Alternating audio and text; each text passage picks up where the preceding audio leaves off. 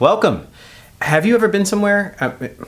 I know that you matter, and by that I mean you are matter, that you have mass and you take up space. So by definition, you take up space somewhere. So I know you've been somewhere, but I didn't get to the conjunction part of it. Have you ever been somewhere and maybe it was nighttime and it looks so much cooler at night, like a cityscape, a city that kind of junky or dirty during the day, but at night you don't see any of the rubbish, you just see cool city lights and a cold feeling to the lights, and everything looks electric and cool, and so you grab your smartphone and you're like, oh snap, and then you look at the picture and it looks like warmed up hamster vomit.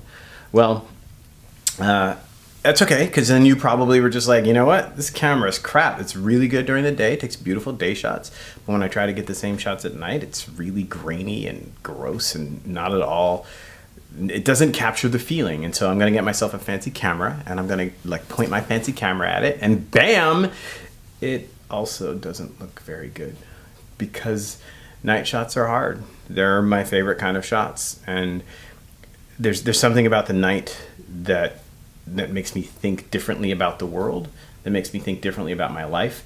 But figuring out how to take a night shot was really hard. You have to know a lot about photography, and it can be really daunting. And this problem has a similar feeling to other really hard problems. That daunting, like, oh my God, I don't know where to start. I don't know how to get from what I see in my mind's eye to what actually happens when I click the button. I don't know what other buttons to click. So in this playlist, I'm going to explain sort of how I got through, like what I felt and how I learned how to take night shots, and the things that I really needed to know about photography to start getting good at taking night shots. And then, so we'll do a set. So the first one is sort of my thoughts on like getting started and getting past the learning curve. Then another video on like what mechanics you actually have to understand about photography to actually go out and shoot a good night shot. Then finally, we'll go out and do a good night shot and do a wrap-up video with all the thoughts. So it's a full playlist. Check it out. Let me know what you think in the comments. And as always, let's get it.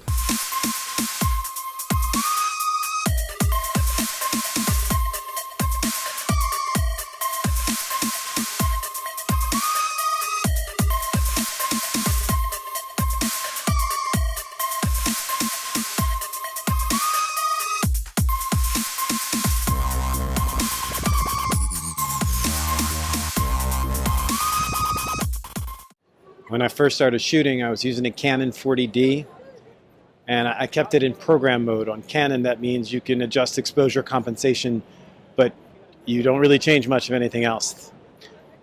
I didn't really know what aperture was, let alone the difference between f4 and f11. I told myself I was pretty happy with the shots. It didn't matter what the camera could do. I was pretty happy with what I was getting. The truth is I was intimidated by it.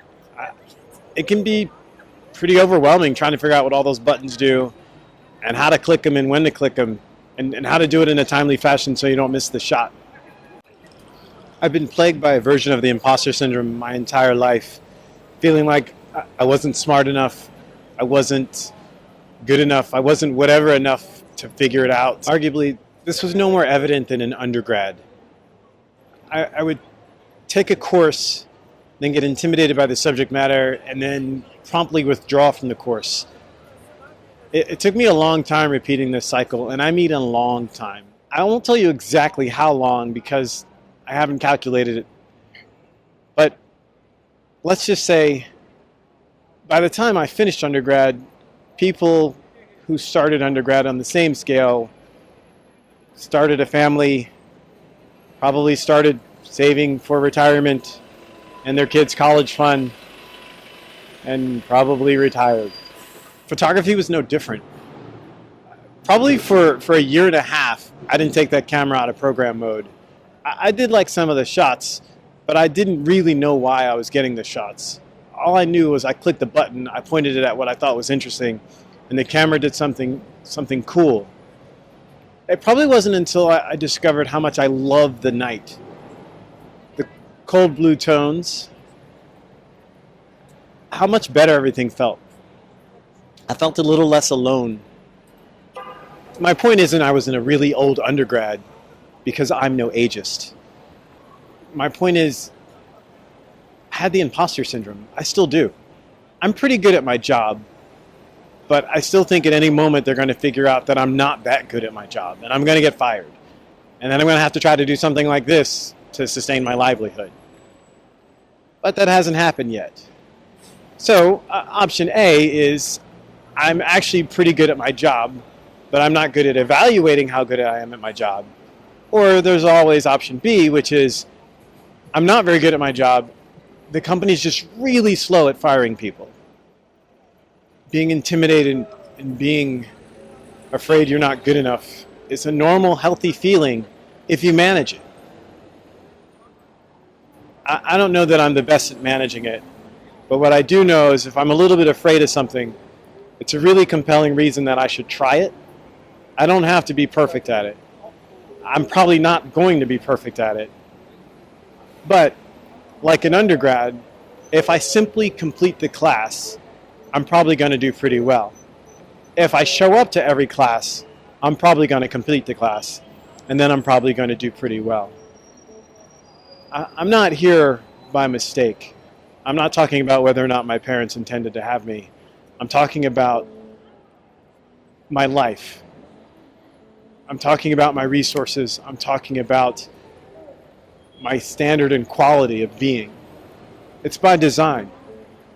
I figured out undergrad, and I worked pretty hard in grad school, and I'm here on purpose. And I'm going to keep challenging myself and keep finding new ways to be interested and engaged and growing. And I'm not going to be great at all of them. Ask anybody who's dated me previously. I'm not great at everything. Joking again. Sort of. I'll let you decide. The point is, if you think photography is a little daunting, we're not so different. I thought everything was really daunting. But if you take a little bit of time, you can learn the tool, figure out how to make it less daunting, and create some beautiful images. My favorite images are night shots. That's why I'm out here now freezing my butt off talking to you. I wanted to make this vlog about capturing beautiful night images, capturing the cold feel, capturing the cool. But in order to do that, I've got to talk to you about the tool. I've got to talk to you about how to operate the camera, because it's not going to be able to do it for you in full auto. You're going to have to change a few things, and it's going to feel a little scary. But I'll talk you through it, and it doesn't have to be perfect. It just has to be. So give it a shot. Literally. Have some fun with it. The worst that can happen is you won't like the shot, but you won't be afraid of it. All right, I'm going to go get the camera. I'm going to talk you through some of the things you're going to need to know. And then let's see if we can get some cool shots. What do you think?